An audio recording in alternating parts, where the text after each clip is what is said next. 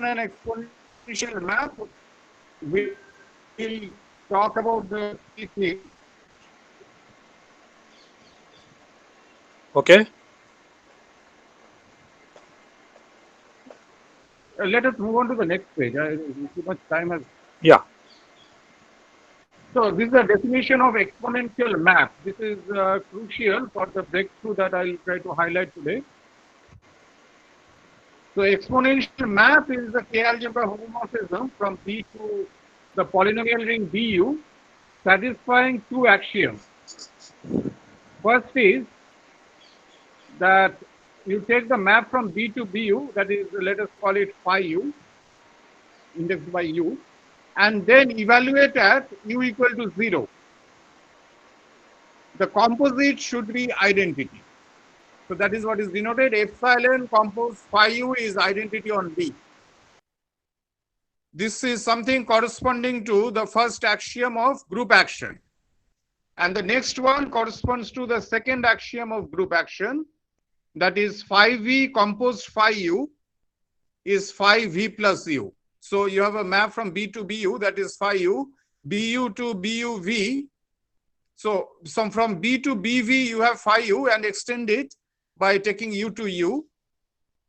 And then this composite,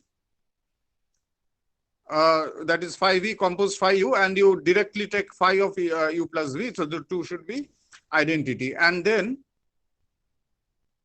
this is the definition of G action. This is just for the general culture. This definition, strictly speaking, will not be used.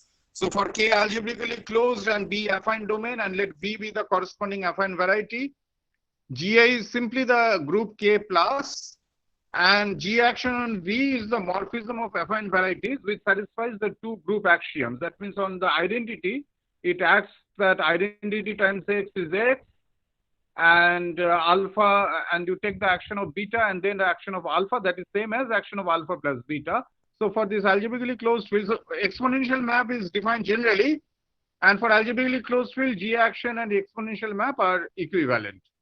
That you can clearly see the two axioms correspond to the two axioms of exponential maps. Now let's come to locally important derivations. So B is an integral domain containing a field of characteristics 0 now. When you talk about locally important derivations, you have a field, you have the field of rationals inside the integral domain. So as I said last time, locally important derivation is a derivation which satisfies the condition that for every x, there exists n, such that d to the power n of x is 0. The element derivation of all kernels of all locally important derivations, which you turn to be the equivalent to the. And now, first, any locally important derivation induces an exponential map, and conversely, any exponential map induces a locally important derivation. The details are given here, and if you can't follow it quickly, I mean, just take it that any exponential map comes from a locally important derivation and vice versa. That is all that will be needed today. So over an algebraically closed field of characteristics 0, G actions, exponential maps, LND, these three are equivalent concepts. One leads to the other. You need algebraically closed field for the equivalence between G action and exponential map, and LND and this characteristic 0 for local important derivations. And now we come to the major topic of this algebraic characterization of the plane, which was done using locally important derivations or G actions, for whichever you took it, that Miyanishi gave the algebraically characterization of the plane. So the result is this, that if K is an algebraically closed field of characteristics 0 to start with, later these assumptions were relaxed, and B is a finitely generated two-dimensional K algebra. Now these are the three conditions. The units are trivial, B star is K star, B is a UFD, and there exists a non-zero locally important derivation of B. That characterizes the plane that B has to be K2. You know that K2 has non-zero local input derivations, for instance, the partial derivatives. Now, if you can produce a non-zero local input derivation on a UFD, hello? Yes. If Yes, you we can hear you. Yeah, produce a non-zero local important derivation on a UFD which has trivial units, then that has to be the plane.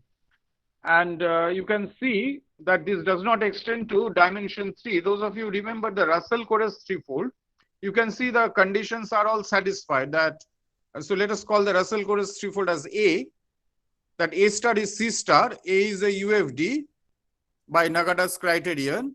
And Makar-Limonov, this is non-trivial, but Makar-Limonov had proved that there exists a non-zero local interpretation on A which takes x to 0. And it has further properties that A modulo x minus lambda, which you can see easily, that A modulo x minus lambda is the C2 for every non-zero lambda. But still, Makar-Limonov had proved, this is non-trivial, that A is not a polynomial.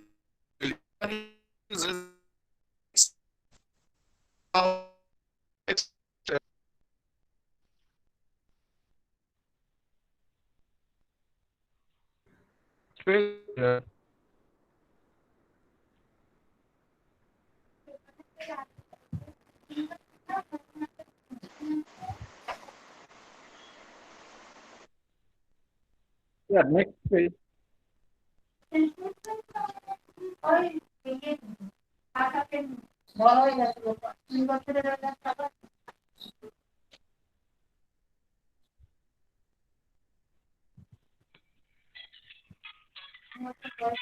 Hello?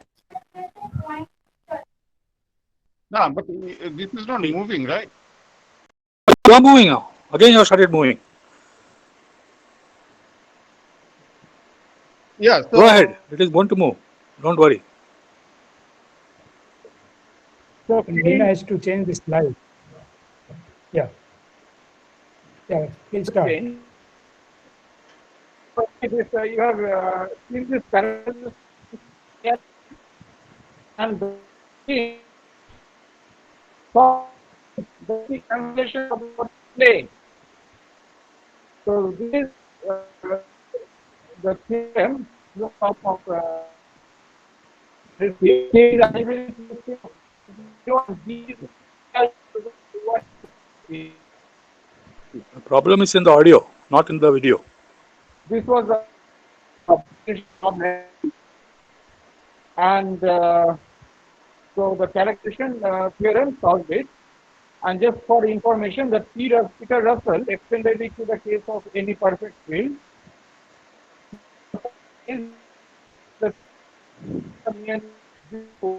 But you make self-change, and it's not. But area is a very simple and so now I'll show you that how I told you that the original proof of Zariski cancellation problem for the plane involved many ideas, and so it was not accessible. Now you see that how accessible it has become for algebraists. So there is one simple lemma that if B is an affine domain, and if the Makar-Limonov invariant of B is B, then the Makar-Limonov invariant of B1 has to be B, and the proof is elementary.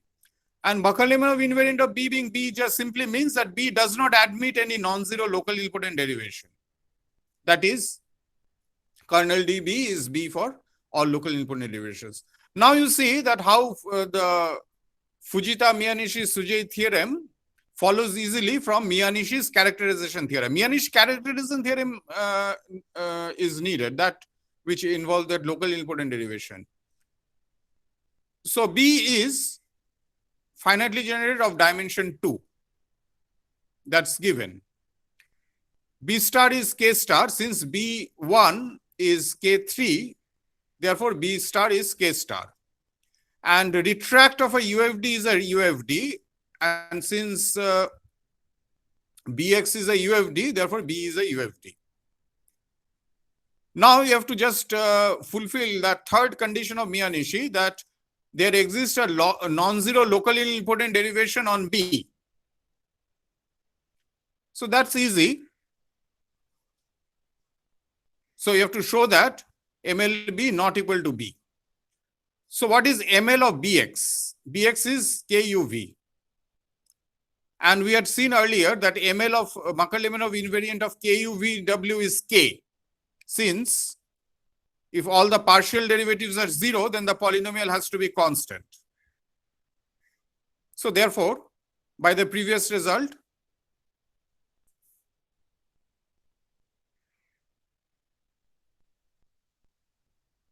Makar-Lemanov invariant of B is not equal to B, because if Makar-Lemanov invariant of B is B, then by the previous result, ML B1 will be B, but we see that ML B1 is K. So that's all. I mean, that gives, you can see that how simple the proof of the Zariski cancellation problem for the plane using this concept of Makar-Lemanov invariant. So as I was trying to advertise that this Makar-Lemanov invariant, it is, don't think of it as a concept which is necessary for people working in this affine fibrations or affine algebraic geometry. It can be useful for anyone who might like to know whether a ring is a polynomial ring or not a polynomial ring. If somebody lands in a situation, who knows that this kind of game may help him. Next page. Now we come to a recent result of Nina and Nikhilesh. Nikhilesh Dasgupta, who did PhD in ISI under Nina. And so I think this something hasn't come. So let me tell this orally. That suppose K is this is not something given in the slides. I am now telling it orally. Suppose K is an algebraically closed field. And B is dimension 1. Then if you can show that there exists a non-zero locally nilpotent derivation, in other words, if Makar-Lemanov invariant of B is K, then B has to be K1.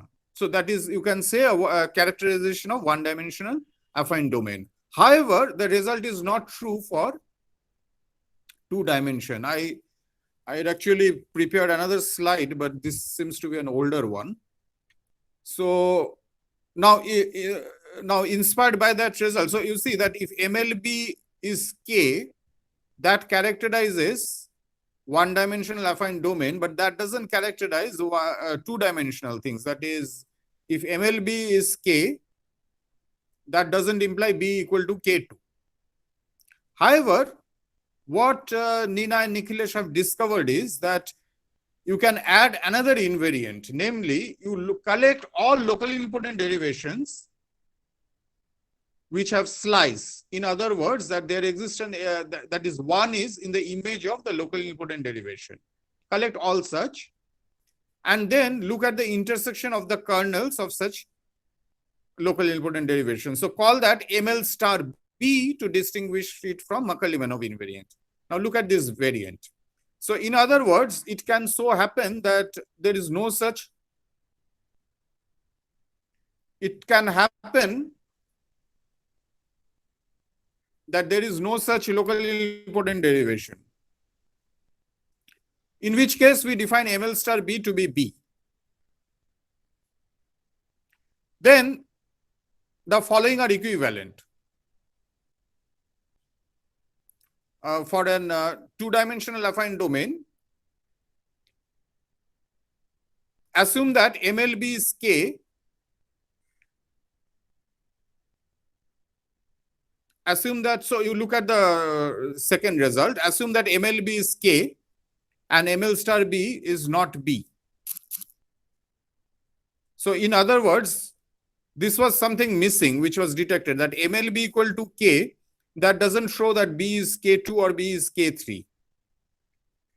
But what they have discovered is that you add the condition that ML star B is not equal to B. That means there exists a locally independent derivation with slice, which is something like there exists a cylinder-like open set. Then you do have a characterization both for 2 dimension and as well as for 3 dimension. As you can see, the conditions are identical. Or you don't have MLBK, but you know that ML star B is K. That also characterizes B equal to K2 or B equal to K3. The difference is that in the case of 3 dimension, you need the hypothesis K is algebraically closed, and you need the hypothesis that B is a UFD. So that is not, that I had made the correction, but as I was saying that this is an old slide, that B is UFD that you need for the second condition. Okay, now we come to, now I'm changing the topic. Now we come to the Zariski cancellation problem for n equal to 3. So a very important construction was made by Asanoma. So you look at it, it is in characteristic, positive characteristic P. So the ring is Kxyz modulo x to the power my plus z to the power p square plus t to the power sp, where p doesn't divide s. Actually, this p square can be p to the power e where e satisfies certain conditions. Let's not get into that. And call small x to be the image of capital X in A. So you look at the ring R equal to Kx, which is contained in A. Then Asanoma had proved that A1, A is stably polynomial over R. That means A1 is RR isomorphic to R3. And R3 is K4. A1 is K4. But he proved that A is not equal to, A is not isomorphic to R2. So A is not isomorphic to R2, although A1 is isomorphic to R3. And all the fibers of A are polynomial rings. So this gave a counterexample to A2 fibration problem over PID, because R is a PID. A2 counterexample to A2 fibration problem over PID in positive characteristics. So this is in contrast to Sate's theorem, earlier theorem, that if a contains Q, then any A2 fibration over B is B2. This is a highly non-trivial theorem using the expansion techniques of Abhyankar-Moe expansion techniques. So, yeah. And later it was also, Asanoma showed that this gives a counterexample to linearization conjecture for n equal to 4 in positive characteristic.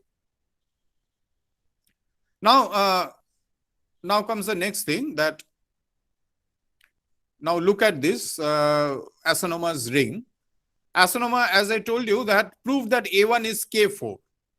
Now came the big breakthrough of Nina, that she proved that A is not isomorphic to K3, something which was eluding mathematicians all these years.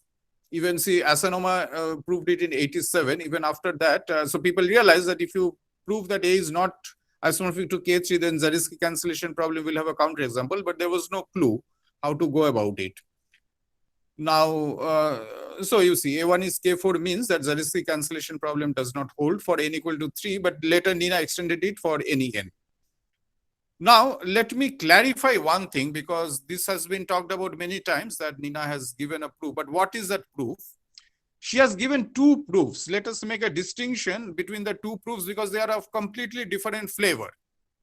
The first original proof, and although it's not good manners to talk about journals, but just to make the distinction, I have to mention the name, that the first proof appeared in Invention is, this is a very short, self-contained and elementary proof. I'm using the word elementary. It doesn't mean easy. It is not easy even for experts to read it, but it doesn't require prior knowledge. It can be read by undergraduate students. And this is something which I strongly recommend. I had mentioned it earlier also, that those who are bright students in undergraduate level and postgraduate level and have extra time are on the lookout for projects, etc. I mean something non-trivial. This is a brilliant, this is a fantastic contribution to pedagogy, I would say, that at that level, to be able to read a paper which is at the forefront. we had this Quillen's proof of Serre's conjecture, which is also quite readable, quite accessible, but this goes even beyond that. I mean, even Quillen's proof of Serre's conjecture requires much more material than what this requires. This can be really read by undergraduate students with a good aptitude for algebra. So this is what I was trying to promote, and the usefulness is that you, at an early stage, you have some machinery to pick up some machinery to distinguish between two rings, which one never knows that. And later, she gave a much more general theory, of which this A is not isomorphic to K3 is just a special case. It's a special case of a much more general theory, and experts haven't really looked at it very carefully because this has enormous potential for application. I'll just show the slides once. And that proof is simpler and more insightful. But what, for the pedagogy purpose, it is the first inventionist proof which I would be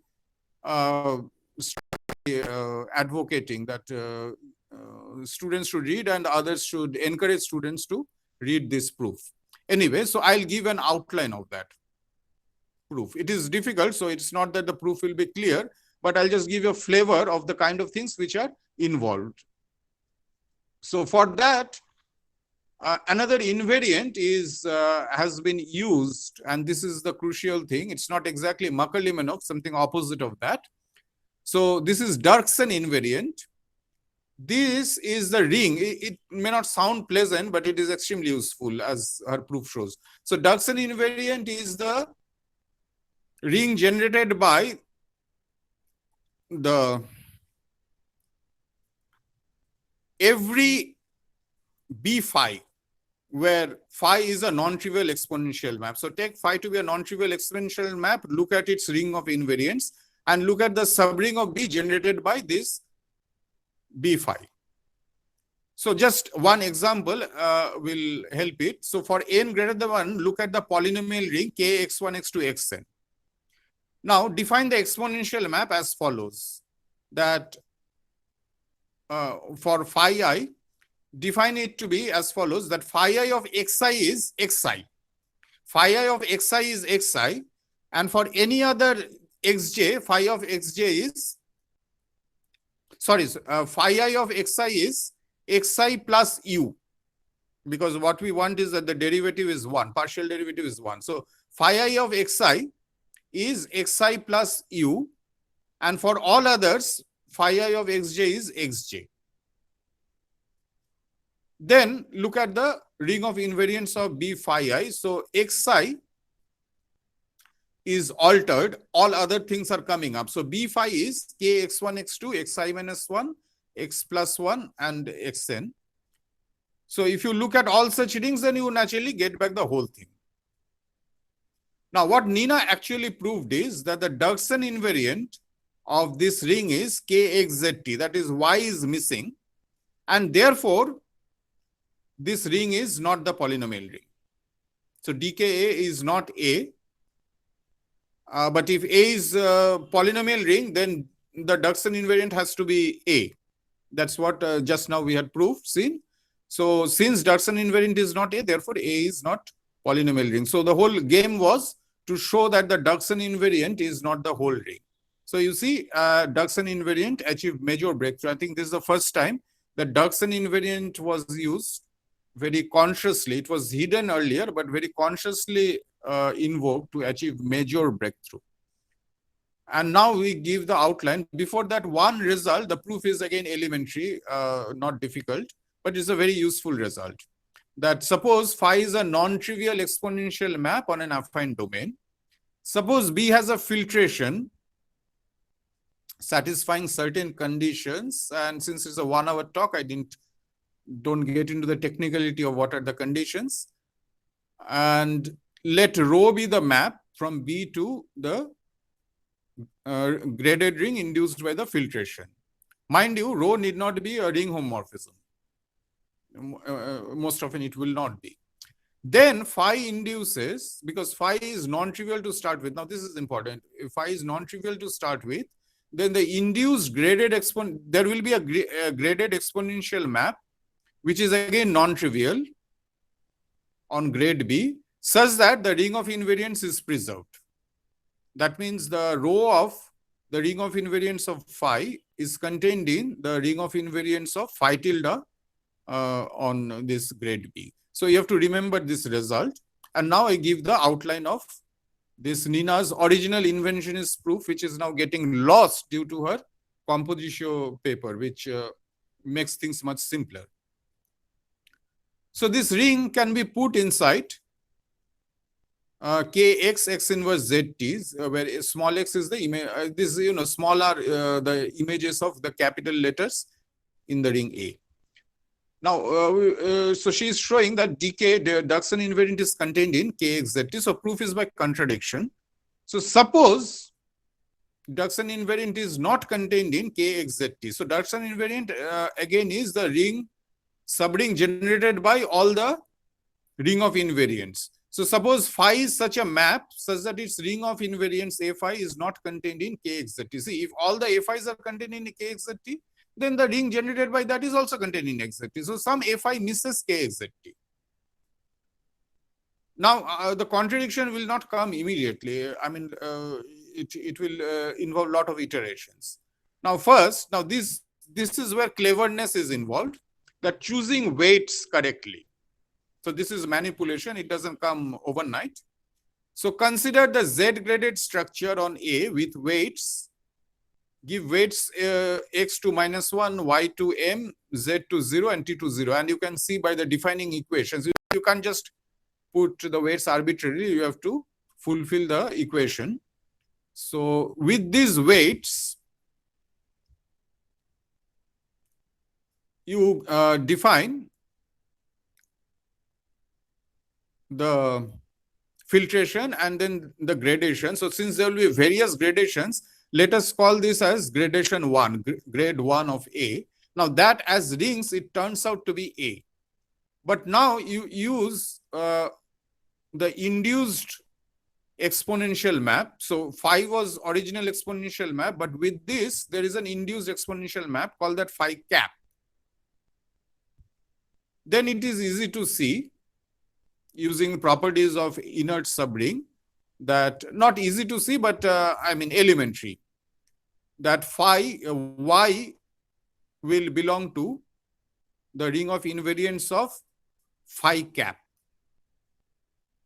Now, again do something like this, that again apply weights. Now the ring A has not changed, that grade 1 A happens to be A itself, but now again apply another filtration using weights x going to 0, z going to s, t going to p, and then the ring becomes, you see that by this t gets eliminated from the defining equation. So b is now kx y z t, x to the power my plus z to the power p squared plus t to the power sp. And therefore now using the previous result of this Dirksen, Hamas, Macaulay-Meinhof, that phi cap induces a non-trivial exponential map phi bar on this second graded ring for a B, and then Y will belong to this ring of invariance of phi bar. So now we are calling things as bar. Earlier it was cap, now it buys. Now this contradicts. So Nina had analyzed the ring B separately, and this contradicts. So now forget about A and discuss the ring B. So this is B. B was obtained as the second gradation on A. Now what she has proved is that for this particular ring, Y never belongs to the ring of invariance of B. In fact, B does not have too many non-trivial maps, no, exponential maps. The Macaulay-Meinhof of B is Kx. So how again it goes? So let psi be a non-trivial exponential map on B. So she shows that Y. So if psi is a non-trivial exponential map on B, then Y avoids the ring of invariance of psi. And what is done is the same process is repeated, that again you consider grade of B. So that is step 3. With respect to weights -1 m 0, 0. that wouldn't be sufficient. So you get that grade B, again apply grade of B. This time with weights -0, sp squared, sp. And at this stage, there will be visibly a contradiction. Now, these things, so this is, I'm just giving you the flavor of the game that goes on. As you can see that this is something which can be read, but to check the details, that requires, each step, it requires it's like reading something difficult paper in combinatorics, combinatorial argument. I mean, that kind of thing, that keeping track of what is going on. But here is something really non-trivial, that by 4 steps, this non-isomorphism has been proved. And just to complete Nina's story, that I was talking about her compositio paper, where the things are much more generalized. So if you look at more general rings of the form kxyzt mod x to the power my minus fxzt. So this the Asanoma's example is a special case. Russell-Koros was again a special case of this. So what she has proved is that A is K3 if and only if this 10 conditions hold. And you look at the which one? The third condition, that you look at if small f is a coordinate in kxzt. Is it true or not? And in both Asanoma's case as well as Russell-Koros case, f is very visibly not a coordinate in kzt, and therefore A is not K3. So this equivalence, this just clinches it. And as you can see that it has tremendous power, because a problem in 4 variables, capital F is a problem, is a polynomial in 3 variables, and the defining equation is a polynomial in 4 variables. The 4 variable problem, so G is a polynomial in 4 variables. That is reduced to a problem in 2 variables. So you can imagine that it will have tremendous applications if people have a good look at this result. So that is another story. So now we move on to something else. Now we move to, so these results which I was mentioning, this is something which is for people who are outside, even the those who work in LND. This is something which I would strongly advocate, that general commutative algebra. But now I mentioned some results which are of a little more technical flavor, maybe of more limited interest, just to give a feel for kind of results which go on in this area. So far I was talking about things which are going outside this area, applications. So this kernel of local nilpotent derivatives, mark you. Again, so we are talking about LND, therefore characteristic 0. So suppose B is a polynomial ring and A is a kernel of some D, a local nilpotent derivation. Then these are some easy properties, that that all the constants, their derivative is 0. So K is contained in A. The dimension of A falls by 1, and A is an inert subring of B. That means UV belongs to A, implies that both U and V are in A. Units of A and units of B are same. That follows from this inert subring. And again, from that inert subring, it follows that if B is a UFD, then A is a UFD. So the point is that the kernel enjoys to some extent several properties of the original ring. So therefore, Miyanishi asks, so suppose B is a polynomial ring, then A need not be a polynomial ring, we had seen first, but at least whether this holds, that if you know that projective B modules are free by Quillen-Susskind theorem. So are projective A modules free? So to answer this question, first you can discuss that whether projective modules are stably free. Now this has been investigated in great detail by Bhattwadekar, Nina and Swapnil Lokhande. And they made a detailed study of K-theoretic properties of the kernel. It's a very huge paper. I'm just giving you some results, not all. So one is that K0 of A need not be finitely generated. In particular, there exist infinitely many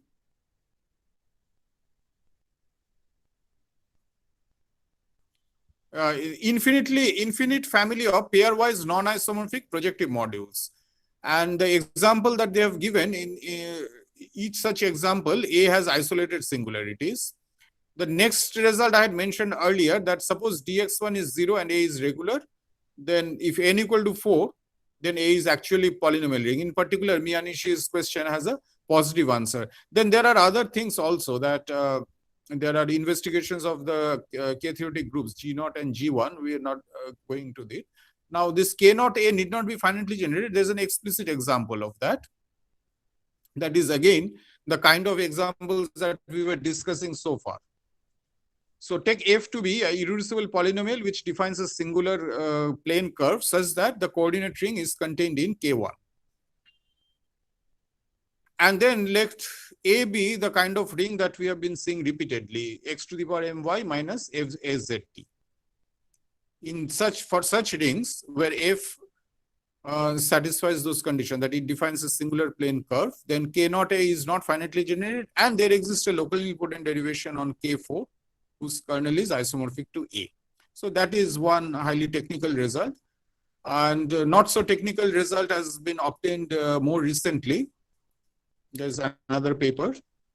So next page. So this is, there is a detailed investigation of retracts of polynomial rings.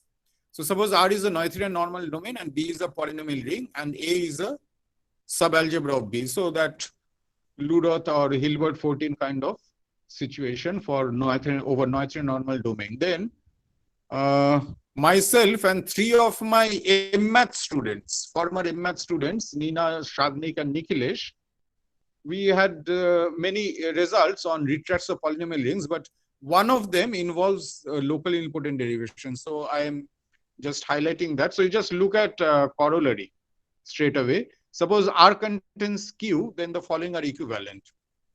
That suppose A is a kernel of D, then you know that things, so far we have seen that things may not be nice. If A is a kernel of G, it need not be polynomial or it need not be finitely generated, all kinds of things. But if you assume in addition that A is a retract of B, then indeed B is nice. B happens to be the symmetric algebra of an extended ideal, extended projective module, that is an ideal, invertible ideal of I, invertible ideal I of R, and extended to A is a symmetric algebra of that. So this is for R contains Q, and more generally, you replace LND by exponential map, then you have the original theorem. So what next? Okay, so the technical part is over. Now I just make some concluding remarks about more about a bit of history and philosophy about G action. So in case for those who are not familiar, just two definitions. Suppose K is unipotent and reductive. These two definitions may be needed. So K is algebraically closed field, then G is a linear group which is given as a closed subgroup of GL and K. Then a matrix is said to be unipotent, or if every eigenvalue of, if all eigenvalues are 1. And the group G is said to be unipotent if all its elements are unipotent. Now this G action, sorry, this group K plus, that is the additive group GA, is a unipotent group. Now, a reductive group is a connected group which contains no non-trivial connected normal unipotent subgroup. So, for instance, K star, the multiplicative group of K, of a field K, under multiplication is a reductive group, and GA is not a reductive group. Now, that makes GA apparently, K plus apparently to be a bad group. So that will be clear from the next page. So after a lot of research, it has been finally established, a lot of research over decades, that the following are equivalent for a linear algebraic group G. That G is reductive, and the ring of invariance of G is finitely generated over K for every action of G on every affine algebraic variety V. Now, the first part was proved by Nagata, that if G is reductive, then the ring of invariance is invariably finitely generated. And the converse was finally settled by Popov that if G is not reductive, then there exists some action on some variety which is not finitely generated. Now, the point is that therefore, reductive is equivalent to being good. And we know that GA action, that K plus, is not a reductive group. By the way, I think this tribute has to be paid that Nagada's result was a final result. There were a lot of intermediate work about 1 implies 2, and we should remember the first result, that for a finite group, this result was shown by Amy Noether. And this was, if you remember that first, I think this was the first lecture in this series by Professor Huneke, who had paid rich tributes to Noether's paper where this result is proved. And Noether had given constructive proofs. All these things sound very easy. And this result now is a standard exercise on integral extension. But mind you, that this theory of integral extension, whatever goes out, the basic things, they were developed by Noether. You should remember that. So this was proved by Noether. Yeah, now I come to, so this is the history part. Now I discuss a little bit of philosophy. That since the ring of invariance of a G action need not be finitely generated, so this result shows that, but we have seen explicit examples for the last 2 days. So this concept came to be perceived as something peripheral, pathological. You know that there is something like good mathematics and bad mathematics. So good mathematics to investigate, useful things like, reductive groups, group actions, C star action, etc. So this is something like since ring of invariance is not finitely generated, so this is not something interesting for serious research. So it was not fashionable outside a limited circuit. And if you look at, bibliography, you won't see too many papers about local nilpotent derivations or G actions during the 1970s or 1980s. When you see that this thing is not, when the ring of invariance is not finitely generated, interest got lost. But here there is a thing about perception, that if you look at it in the sense of group action, this doesn't sound interesting. But if you look at it from a different point of view, then you can see its power. So one exception was Miyanishi. He's perhaps the first researcher to systematically investigate G actions. And Miyanishi has a lecture note in the TIFR series, that yellow book series. And in the Miyanishi's TIFR book, he highlights the concept of local nilpotent derivations, proves the important theorems on local nilpotent derivations, the basic theorems, and applies them to what are the mainstream fashionable topics of the time, like classification of surfaces and characterization of affine spaces. I've given you that how local nilpotent derivation was used to algebraically characterize affine spaces. So that was at one level. And at the second level, during the 90s, this local nilpotent derivation played a central role in solving the linear conjecture, linearization conjecture, which we had seen in the Tuesday's lecture, that every faithful algebraic C-star action on C3 is linearizable. So just mark the word. Algebraic C-star action on C3. So this is something good action, C-star action on C3. But how do you prove it? To prove that, one had to study the bad action, the C plus action. In other words, locally nilpotent derivations. So locally nilpotent derivations, the way it is defined, it doesn't sound something pathological. When it is made into an action, it sounds pathological. So studying locally nilpotent derivations and their ring of absolute constants, what we now call Macaulay-Markov invariant, this problem about this reductive group action, C-star action on C3, was clinched. So there is a lesson here. So that is as far as LND is concerned, which is characteristic 0. And more recently, what we discussed just now, that exponential maps, which may look ugly compared to local nilpotent derivations, but you can't do anything in For characteristic, arbitrary characteristic, you have to, or positive characteristic, you have to look at exponential maps. So that is what helped solve Zariski cancellation problem. That A1 is K4 doesn't imply A is K3. So in both cases, certain invariants of G actions could distinguish between two rings when all known methods failed.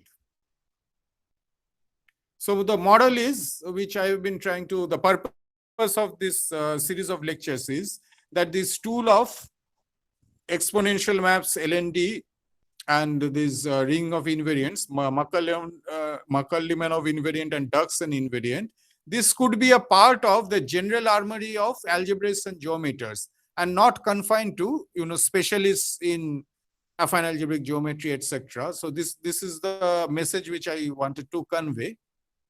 And I think only the references are remaining. So the first reference I had given earlier, that for local important derivations, this Freudenberg's book, Algebraic Theory of Local Important Derivations. And I don't want to crowd this with too many references.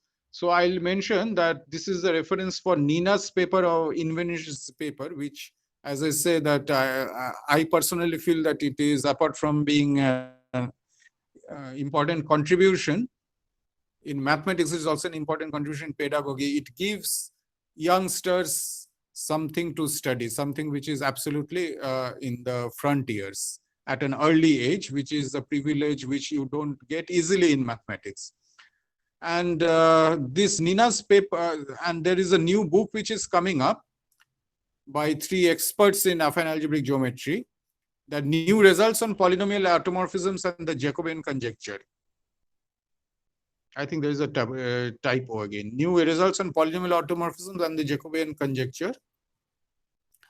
And here one chapter is devoted to the Nina's paper. So it is like Nina's work has been made into a textbook presentation.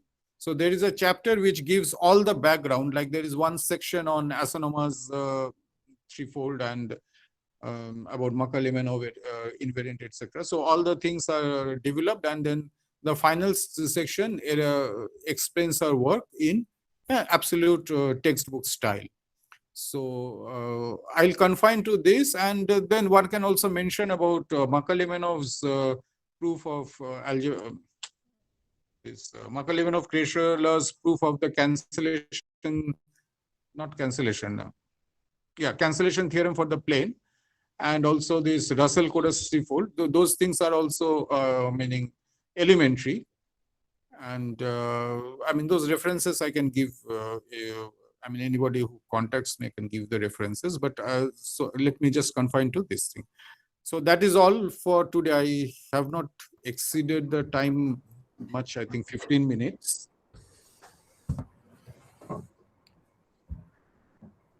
Okay, so thank you, Amartya. We are open for questions.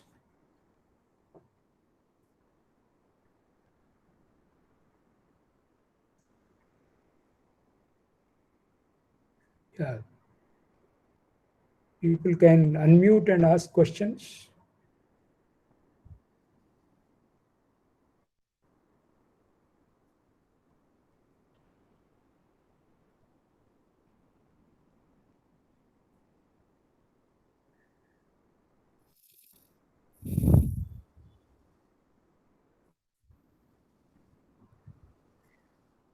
I hope I have not gone too fast.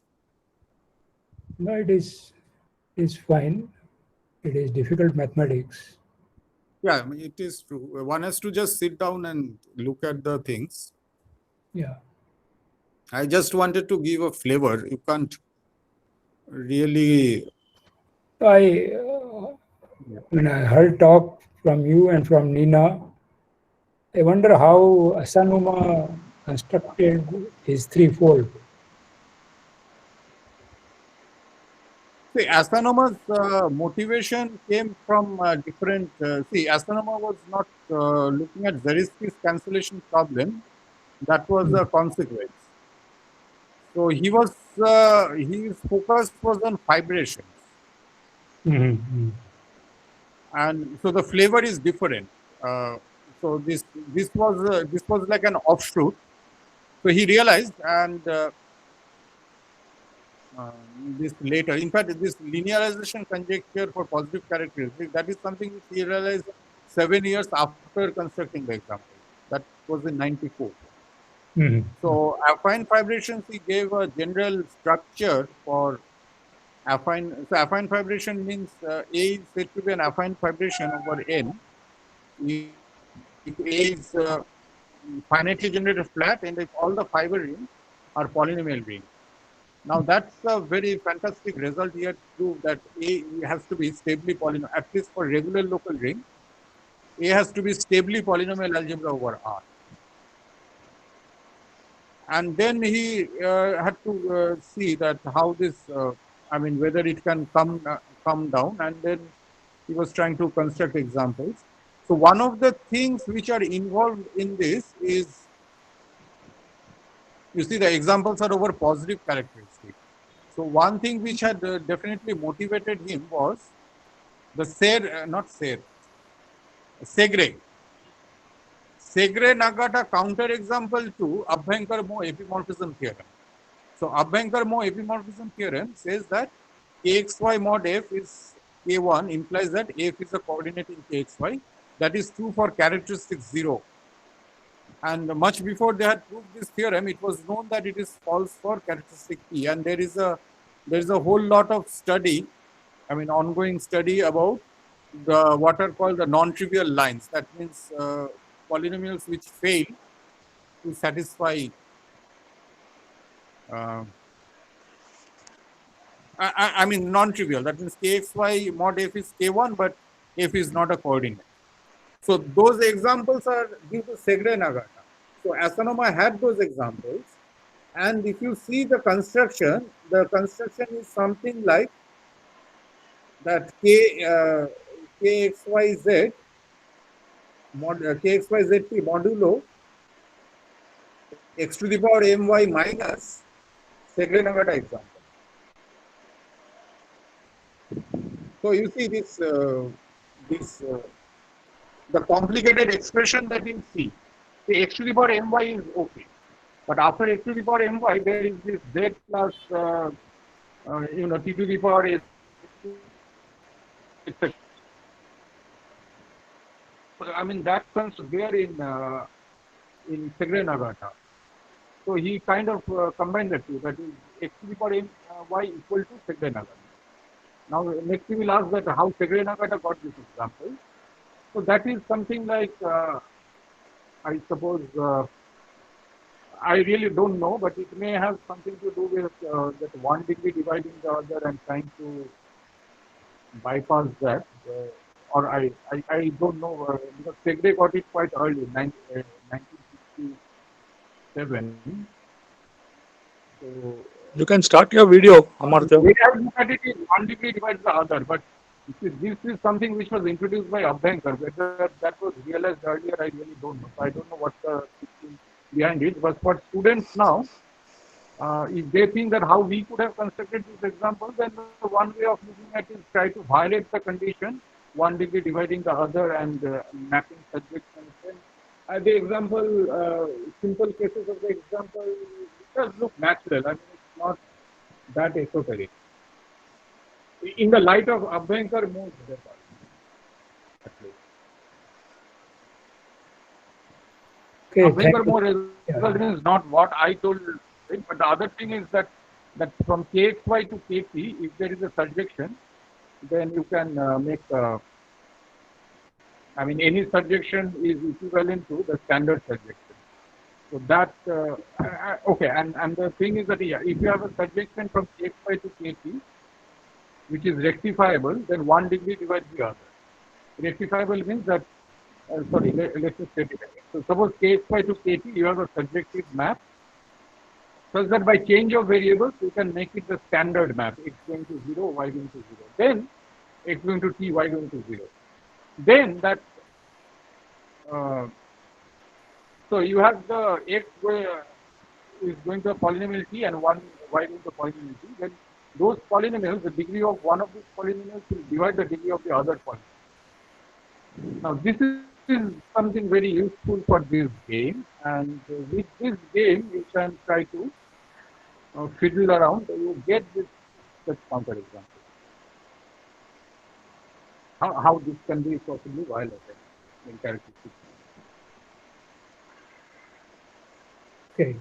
Are there any other questions?